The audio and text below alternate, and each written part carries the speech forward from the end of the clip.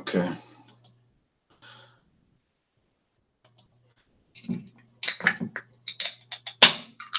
We have natural ice, 5.9% alcohol, introduced in 1995, national since 1996. Okay, relatively low calorie beer. Anyway, just something to drink with it. Second beer of the day out of 4. Yes, I do ration beer. Okay, I have 3 other videos posted on this channel.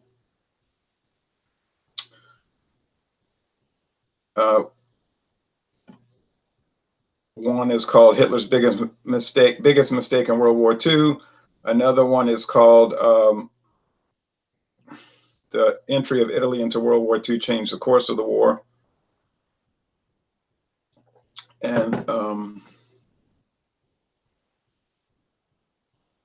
a third one that was part of the this series of talking about political topics. I'm trying to think of the what was the topic of it? Okay. Anyway, I can look that up, but it's unnecessary. But anyway, we'll try to do more of these. All right. So you say, just say no to federal drug laws. Now, remember 20 years ago, but he's still on the air today, but 20 years ago, Rush Limbaugh would say people that want to legalize drugs probably take, he'd imply that they take drugs. In other words, he would say, well, what drug do you use? And let's say in 1998, I hadn't really thought about it much, so I had no position on that. I thought it was comical that he would say that. And I think that to a large extent, or to an extent, that people that want to legalize drugs do probably use. But I've not studied that. I haven't researched that. I don't really know that. So I have, on a personal level, I have no interest in the drug culture as far as marijuana, lysergic acid diethylamide, those 2 famous psychedelics, or cocaine, methamphetamine, any of those things. I never used those in my life. I never had any interest in it. So this goes back to the idea of federalism. I notice a lot of people that aren't American citizens don't understand the concept of federalism. And it seems that Americans, conservative or liberal, modern conservative, neoconservative, let's say, or liberal, maybe you could say socialist, they don't understand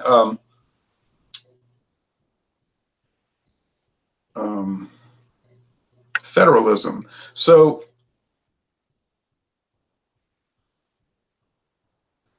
am I saying that drugs, cocaine, heroin, marijuana, methamphetamine, etc., you just pick one you want, it doesn't matter, it should be legalized? I'm not saying it in a blanket statement like that. And the reason I made the title "Just Say No to Federal Drug Laws" is because I'm saying that the United States government, for the most part, should not be dealing with drug laws, except for these areas. Customs, which is a delegated power of the United States government, right?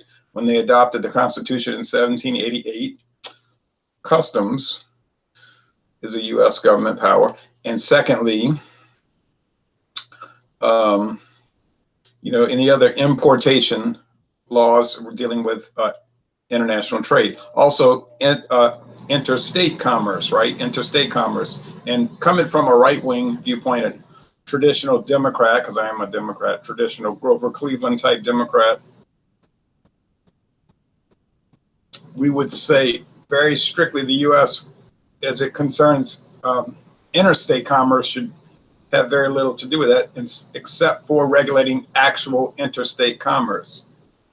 Not the kind of things they do today where they say, well, if you sell a house in some town in Mississippi, it's going to, you could just, expand upon how it affects this guy down the street and that guy down in the neighborhood, and that neighborhood of the town and the town, the county and the county, the state and the state, the United States. And so they'll say, you selling a house to somebody else in your neighborhood is affecting interstate commerce. That was never the original intent of the United States Constitution.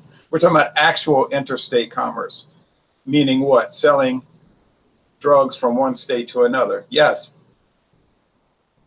That would be an actual delegated power of the United States government as written in the Constitution, the original intent.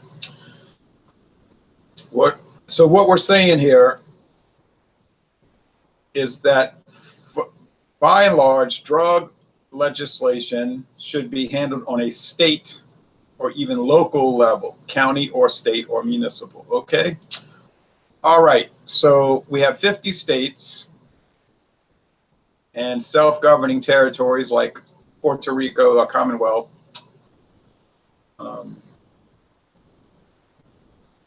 the Virgin Islands, etc. All right, we're saying they should handle their internal affairs and they should decide on how strict or how loose their drug laws should be.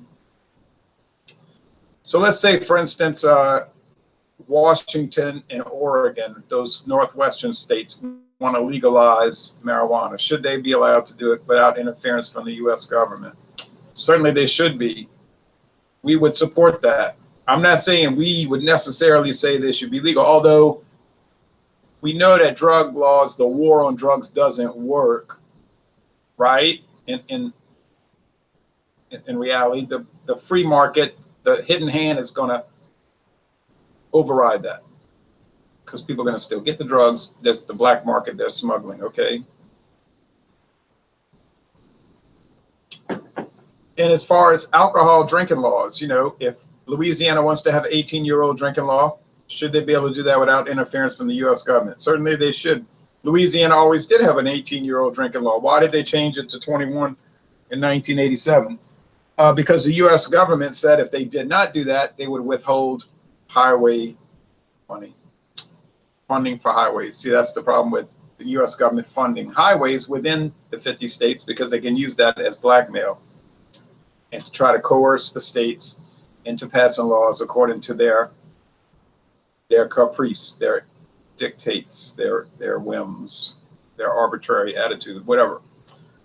We have 50 states. We don't, I'm talking about from the right-wing viewpoint. They don't all have the same culture, and we're not saying that they should have the same culture and that we should enforce our culture on those states. Each, you know, we hear about, from the left wing, we hear about diversity.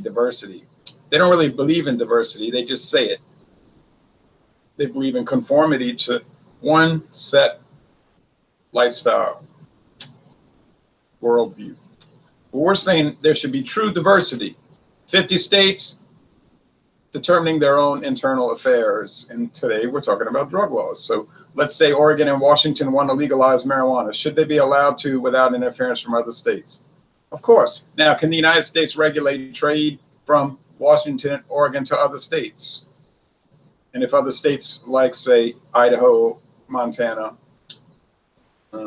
California don't want to allow that legalization, should they be able to prevent that from coming into the state? Yes, of course. Well, legally they can prevent it. In reality, they can't really prevent it because we know they have smuggling in the black market. But the federal government could say interstate commerce is regulated as it concerns drugs. Fine. That's their power. Okay.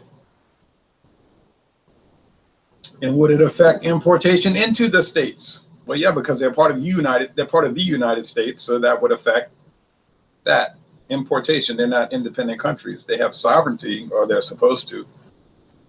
Now you might argue, well, it's going to attract a lot of drug addicts, and then Portland, Seattle, Pendleton, Spokane are going to be full of drug addicts, bothering people, robbing, stealing, crime rate will go up, and it'd be a big mess. Well, that could be. That might be the case.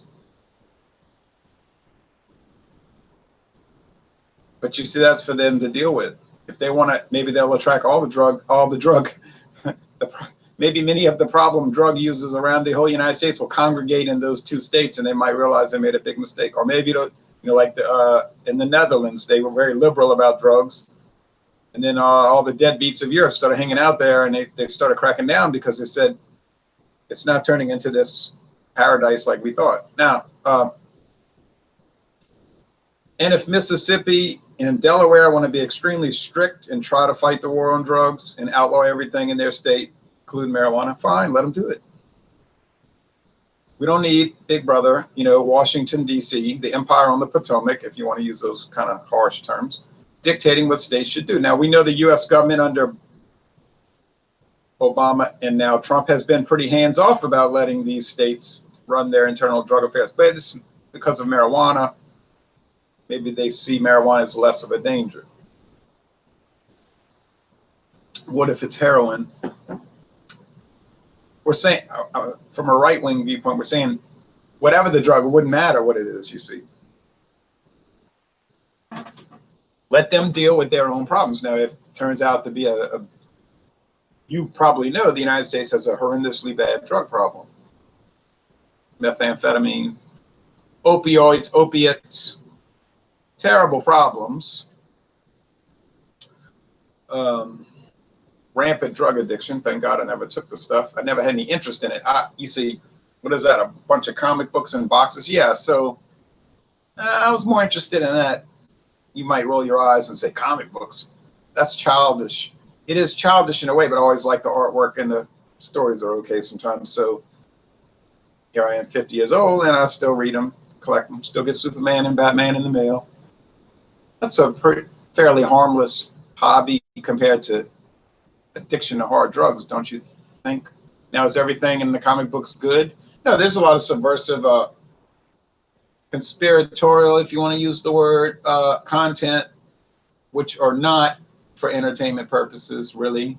Therefore, cultural change purposes. We know, we're not going to get into all of that. We know who some of the change agents are through history, right? So that's a different topic, you see.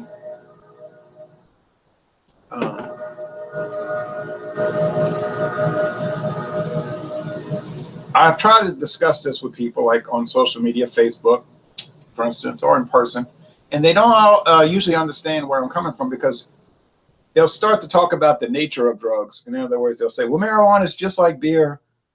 You know, they'll say, you're drinking beer, marijuana is just like beer. Well, it's not just like beer, because it's a separate, it's a different substance, right? Beer is brewed from a combination of ingredients, in this case, water, barley malt, corn syrup, hops and hop extract, and yeast. Okay, doesn't grow like a plant. It's made with plants, plant products.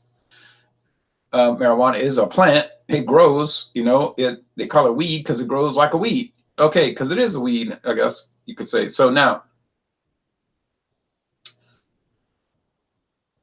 but they'll argue that, and I said, well, that wasn't, and I've told the people, I said, well, that wasn't the nature of the debate. I wasn't talking about the demerits or merits of marijuana versus alcohol. That wasn't what I was discussing. And the guy was saying, no, well, you know, you're judging people that smoke marijuana. I said, what? I said, I had made the statement that marijuana was a psychedelic and alcohol was a depressant, if you want to use that term, because it relaxes you. It's a depressant. I said they're both drugs in that basic sense, but the effects are not the same. A psychedelic is not the same as a depressant. The depressant makes you, it changes how you feel, okay? This is like, you know, high school, 9th grade. A psychedelic changes the way you think, okay? Changing the way you think is not the same as changing how you feel, all right? One is a mood-altering substance, and the other one is a mind-altering substance. Okay, so I don't know why somebody would have a basic. And this person was college educated that I was talking to, and he never seemed, I said, let me try to make it basic or try to simplify it for you, and he got angry. But the purpose, you can see that the purpose of this video, there's the title right there, just say no to federal drug laws. It doesn't say the merits versus the demerits of alcohol and psychedelics. So let's focus on the topic. So, all right, getting down to it. We know the federal war on drugs, which has been going on for decades, what, 80 years, has not been successful. We're not saying you get rid of everything. We're saying focus on the delegated powers, interstate commerce and customs, you know, international trade, import, export, right? Okay. We're saying let the 50 states handle their internal affairs. And we are seeing that. We are seeing that with the marijuana thing right now. Now you might say, I want to go to Colorado, man, because they're pro marijuana, man. I can dig it. Well, that's the whole point of this video. We're saying, okay, then you can dig it. You can dig it and go kicking it in Colorado. You understand? You can go. Now, the argument against federalism, people will say, well, what if some people in Colorado don't want that? We have to have big government, you know, big Uncle Sam to regulate everything, to make sure their freedoms are protected. In other words, they're making an argument for imperialism. We have to have big Uncle Sam, make sure everybody's, what you want to say, treated exactly the same. That's not possible anyway. It's totally impractical. And it's obvious that everybody within Colorado is not going to think the same way. Now, if they want to do it legislatively through the Colorado legislature, fine. If they want to have a referendum, which I don't actually support, I don't support referendums. I'd rather let the legislature. That's why they're elected. They're elected to make laws. See, they like referendums because then they can say, well, the people decided, and they're not held accountable for the laws they pass. No, let the legislature decide. And if you want to have a referendum, let each state decide how they want to construct their internal politics. But it's obvious everyone is not going to agree. And if you are a champion of democracy, and we believe in democratic structures here in the right wing, if, let's say it passed in Colorado, 51% of the legislature voted yay and 49% voted nay, and then the governor signed it or allowed it to become a law, then that's just a bare majority wants to legalize marijuana in Colorado. Fine. Well, another way to solve that problem, you could, and we're not telling Colorado what to do. This is not an expose on internal politics of Colorado, but they could have a county by county local option, right? Of course. The more stratified the government is, the more it's responsive to the localities. So if Colorado wants to let each county decide, and in most states that's the way it's done, or it should be done, we're saying, good. So you might have, you know, counties that are very liberal with marijuana, and everybody would know those are the dope head counties, if you want to use the term, the marijuana head counties. And the ones that be very strict, be more conservative, let's say, more traditional, then they wouldn't allow marijuana in their counties. And then they could see if it's successful. It probably would work on that level, because then why would you risk smuggling marijuana in a dry county or a unlit county when you could sell it in a lit county, right? Of course, you might still want to do that, because the person might do that, because then when you have legislation against a product, there's more profit in smuggling the product, you see. Of course, the liberals like to have legalized marijuana because they say we can regulate it and tax it. You know, that's what we can regulate it and tax it, because what do liberals love more than regulation and taxation? Very little. They don't love a whole lot more than that. We can highly regulate it and tax it because they like to take you know, we know this, modern liberals like to separate you from your money so that they can spend it on their projects, their own special interest projects. We know this. So that's the cut and dry of this particular topic today. Do we think the United States, I'm talking about from the old right, you say, oh, you must be a new right, one of these neoconservatives. No, no, no, no, no, no, no, no, no, no, no, no. I wrote a little book called Right-Wing Political Solutions, 17 years ago, but no one would publish it. Well, I only wrote to one company, they didn't want to publish it. So I published it all chapter by chapter in a blog, but no one read it, you know, so I said, well, heck. Very few people read it, so what's the point of making it? I said, I'll make videos and people might watch those, and I think they will. Like, they hit Hitler's biggest mistake in World War II, which if you watch the video, I said his biggest mistake was going into World War II. In other words, getting involved in the war. And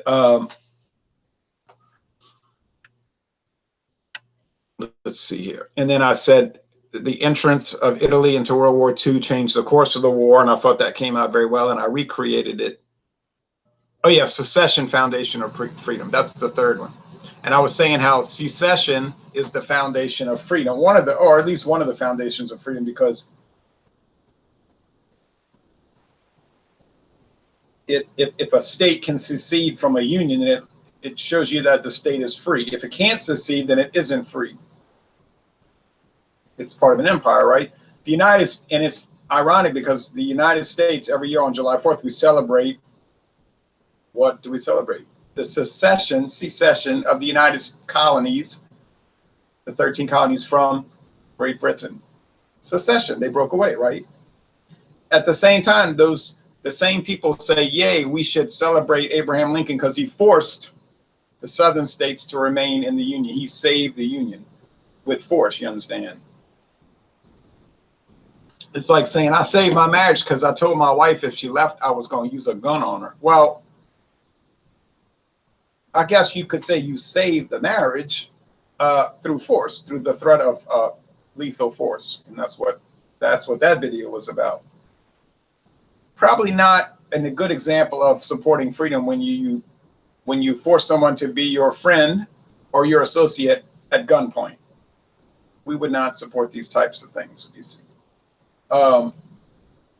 And so that's the whole point of these videos, to promote the freedom movement, right?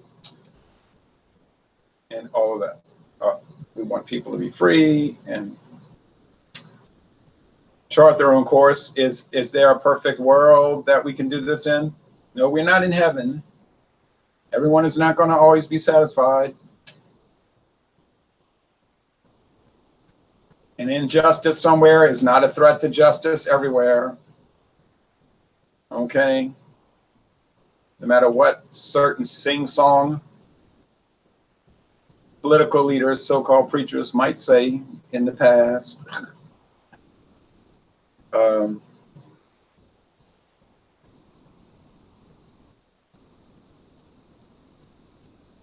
You got people saying, well, if I have to pay taxes, that's an injustice, and all this, you know. Thomas Jefferson said government was a necessary evil. This is probably true. We're not libertarian. Most libertarians I talk to don't understand federalism. When I try to pin them down on it, their answer is, I'm done, and they'll unfriend you on Facebook and block you. That's the way they discuss politics. I find that's a very weak way of this. If you can't back up your position, don't talk about your position, is the way I'm looking at it. I'm over here on this internet live, talking like a grandfather, right? I'm going to get on the internet. Anyone is welcome to come on and debate respectfully with some sense. And that's true diversity. You say, here's my opinion. The other person said, this is my opinion, and you hash it out. Not you block people and you shout them down. That's the Marxist-Leninist way. I'm going to raise my fist and shout you down. In other words, I'm going to use force to make you be quiet. Now, we don't support those types of things. You may be a very strong proponent of strict drug laws. Fine, come on here and give your viewpoint. We're going to look at some other topics. Some might be controversial. I don't think any of them are controversial if you have enough self-restraint and you're calm enough to think. Now, a lot of people, if you get on Facebook and you look around, people don't think. Or Instagram or all these other social websites, social media. They don't think. They scream and holler and make what they think are funny jokes on these, these cartoons. But thinking is not something that they're too good at.